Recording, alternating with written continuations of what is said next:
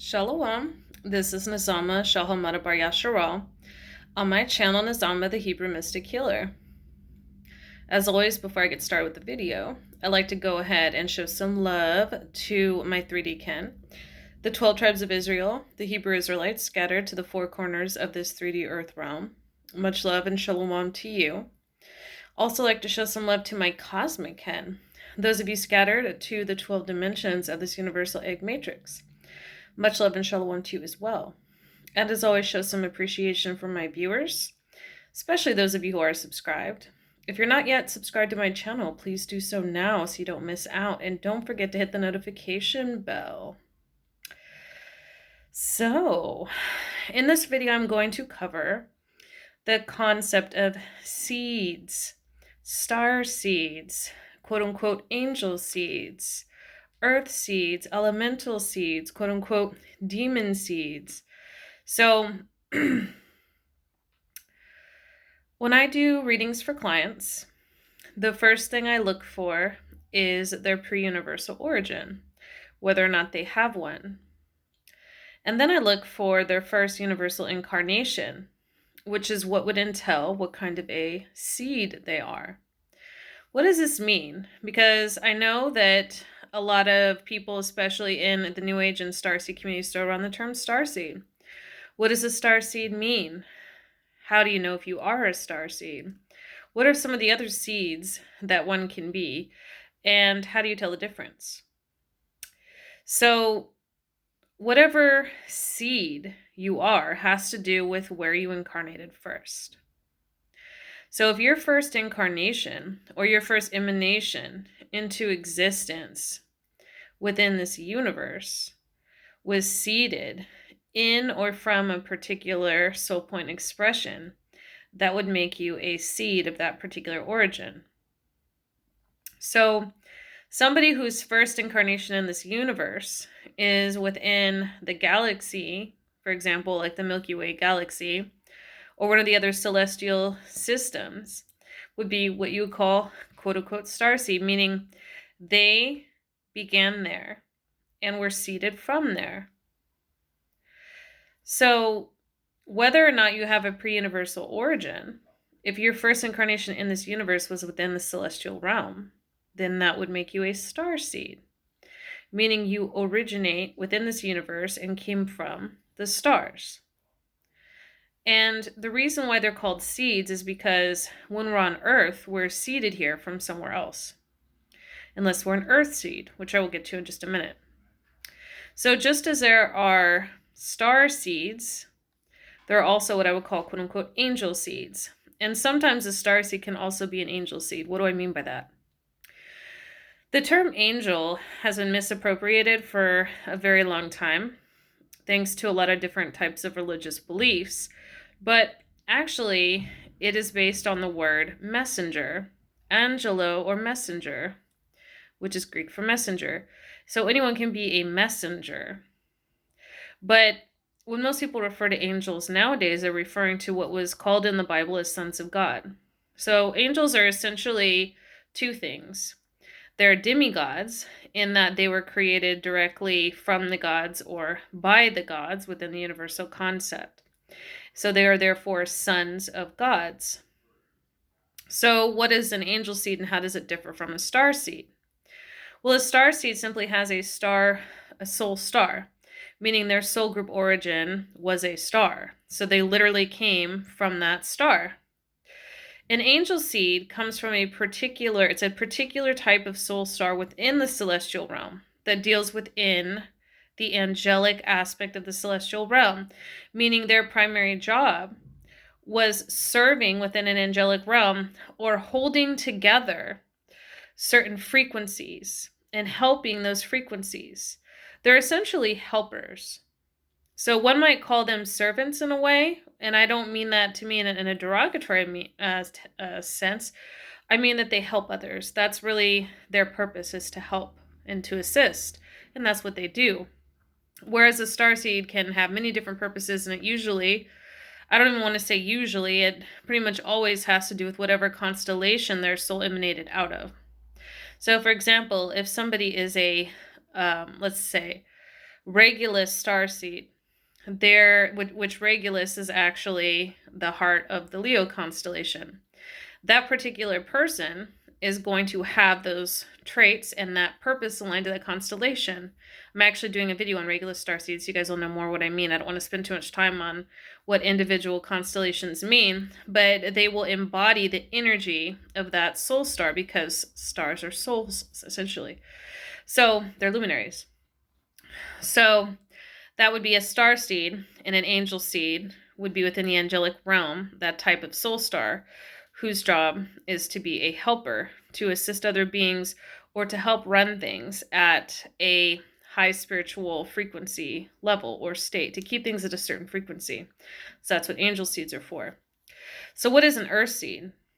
An earth seed is somebody, just as an angel seed would be somebody who had their first emanation or incarnation within the angelic realm in the heavens. A star seed would be one whose first emanation or incarnation came within a soul star within a constellation, right? So an earth seed, likewise, is a soul who began their first incarnation on earth. So they literally come from the earth. That's their home within this universe. That's their starting point. So it doesn't mean that an earth seed cannot at a certain point perhaps incarnate into other dimensions of the universe. It simply means that they began here. Just like a star seed can incarnate down here on earth, an angel seed can incarnate down here on earth through the incarnation cycle. So they're not necessarily going to just stay in that particular realm or frequency. They will still reincarnate through the wheel of samsara throughout the universal egg matrix. But their first emanation, their first incarnation, is within that particular realm. So that's how you would define them. So what would be a quote-unquote demon seed? Now, I want to spend a little more time on this because I feel like they're, again, a very misappropriated term. Just as an angel is misappropriated. You know, the word demon is misappropriated. So there's daemon, which I did a video on that. If you haven't checked that out, please do so, because I'm not going to spend much time on this, but I have a video called What is the Daemon? Is it our lower aspect or our God self? So the word daemon just means divine intelligence. So basically, angels technically are daemons. Gods technically are daemons. You know, so, and there are, you know, powers, angels or gods. And again, how we would term angels slightly different than a god, but there are god seeds as well. So that's something different. I'll probably spend a little more time on that on a different video. I'm going to concentrate on the ones I mentioned in this one.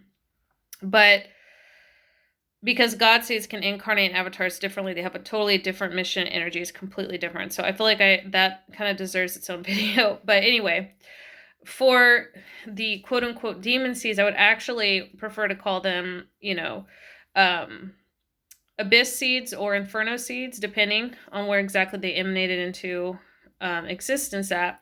But essentially, their soul emanation took place. They were seeded or conceived by the daemons or divine intelligences that exist within the abyssal realms or within the Quiblothic aspect or tree of the Kabbalah, which I apologize, guys, that I haven't gotten to that part of the Kabbalah series yet. I am going to be getting on that.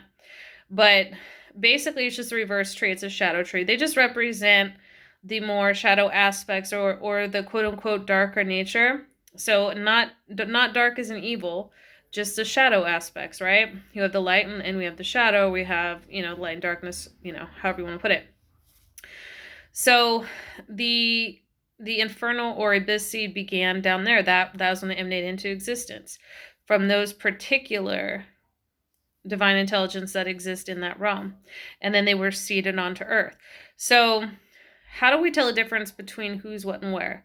Oh, I almost forgot about elementals. So elemental seeds, their first existence and their purpose is to help within a particular element. So they're very similar to angels because they also serve, but in a different way. And there are such things as elemental angels, which is a cross between the two. But essentially, an elemental angel would be more of a elemental that exists more in the higher realms, and specifically in the angelic realms, and they began there. But as an elemental, in other words, their job was to assist one particular element, be it fire, be it air, be it water, be it earth. That would be an elemental. So an elemental angel in the celestial realm, so they deal in the angelic realm aspect of that. They help at that level. Now, there are also elementals that began on the earth. They're still elemental seeds. They began within the elemental realm or the elemental kingdom. Usually this ranged from the 4th to 5th dimension. Rare cases going all the way up to the 7th, but however you look at it, their job is to help and assist each element. So elementals will usually, their souls will usually begin as either a fire elemental or a air elemental or a water elemental or an earth elemental. It doesn't mean that they can't incarnate as different types of elementals later, but that would be like their primary soul expression. So they also can be incarnated onto earth as well. So those are some of the different types of beings that is possible for us to come across that can incarnate on this earth. Just because we're walking around in skin suits doesn't mean that all of us began here. Doesn't mean that this is our home. Many of us are travelers. We're passing through. We're here to help, or we're here to work through karma, or we're here to learn, or we're here to experience. But regardless, for whatever reason we're here, not all of us are earth seeds. Not all of us began here. So most earth seeds actually started during the time of Mu, but not all of them. Some are Lemurian earth seeds, some are Atlantis earth seeds, and some are new souls. They're new earth seeds. They only started, they emanated into existence fairly recently, and they only started incarnating fairly recently. So those exist as well. So there are different types. Now, as I tell my clients, we tend to incarnate through our ancestry. So what determines the type of avatar that one of these seeds will embody? In other words, how do we know that an avatar contains a star seed or an angel seed or an elemental seed or an inferno seed, right? How would we know? Well, I'm going to tell you that the physical 3D avatar does matter, because an avatar has to be partially compatible with our blueprint. So what do I mean by that? For those of you who have seen the movie Avatar, in Avatar, they actually created these genetically modified bodies using the DNA of the peoples from that planet they were on and the human DNA. It had to be a mix of the two for the consciousness of those humans to be able to operate the avatar. So this is the same thing when it comes to incarnation. This is true down here as well. So in order for an avatar to be able to withstand a seed that's not an earth seed, it has to be somewhat compatible. Somewhere in their genome has to be compatible with that particular type of being or seed. So there are actually, especially when it comes to star seeds, angel seeds, and inferno seeds, this is especially the case. Not as much with elemental seeds. It's a little easier for them to incarnate into human bodies, and they have a little bit more leadway there, okay? Because every human body contains the elements. So it's a little easier for them. They can pretty much incarnate, everywhere. But once they start incarnating in 3D, they will still follow that same ancestral line. But with these star seeds, they're going to incarnate in an avatar. Their first earth incarnation anyway will be within an avatar that has some kind of connection to that star race. It has some kind of genetic connection or some kind of historical connection, meaning that race dealt with that particular group of people. So they will start incarnating through that line. Like, for those of you who have watched my videos on the Anunnaki, I have several videos on the Anunnaki and the Anunnaki ancestral gods. For the so-called Hebrew or Nebrew physical avatars on this earth, who are the physical descendant hybrids of the Anunnaki star seeds, which, most of them, I don't want to say most of them, but the Anunnaki star seeds who came from the primordial void and crossed into this universe, starting in the celestial star realm of Orion, Sirius, and Draco primarily, and to an extent Lyra, they will choose avatars that are Nibru or Hebrew genetics or have those descendants or hybrids. They're ancestral gods, and so they incarnate through them. So the same thing is true with all the other star races and the types of avatars that they choose to incarnate into. Same thing with the angelic realm. They will choose an avatar that is somehow aligned in its purpose and its frequency to the angelic soul. And when it comes to the Inferno seeds, they will typically incarnate through Canaanite and Edomite Nibiru bloodlines who have made pacts with those particular divine Inferno beings or divine abyss beings of the Qibla, because they have made a lot of pacts with them. So they will typically incarnate through those bloodlines specifically. So I hope that kind of helps clarify and bring some understanding to how this whole thing operates. Not everybody incarnated down here is an earth seed, and not everybody incarnated down here is a star seed. I know that there is this kind of ethos going around in the starseed community that everybody's a starseed whether they know it or not. That's not true. It's not, because a seed is where you're seeded from. It's where you began. And not everybody began in the stars. Some people began down here, and Earth is much older than most people would know. And civilization of humans is much older than people know. And here's one more cool tidbit on the Earth seeds. They have incarnated through some of the earliest root races. So not all Earth seeds were human. I know, it's kind of crazy to think about. But in fact, the first beings that were on Earth, where some of them were reptilian serpentine, like sea serpents and other serpentine naga-like beings. Some of them were avian. Some of them were other types of beings. Some of them were, modified hybridized beings, especially after the Anunnaki and the other races came down. So, there are some earth seeds that are so old that they are literally from the very first root race to emanate on this earth. Others are a little younger, beginning a little later on, and some are super young. But just to give you an idea, an earth seed didn't necessarily start out its first incarnation in a quote-unquote human body, because the quote-unquote human avatar, that particular race, started with the fifth root race, is not that old actually. So I hope that kind of clears things up about seeds and how that works. Whatever seed you are, it tells that was your first incarnation within this universe. And not every soul, began outside the universe, and not every soul began in this universe. Some souls had their first incarnations outside of the universe and came in here. That's why when I do readings, I first look for pre-universal origin. Then I look for the first universal incarnation. So I've come across clients that began in another universe. I've come across clients that began in an ultra dimension. I've come across clients that like myself, came out of the primordial void. They go all the way back, and it varies. There are those that began in this universe whose souls were formed outside of it, but they didn't emanate anywhere until they emanated in this universe and incarnated. Others were actually formed within the universe itself.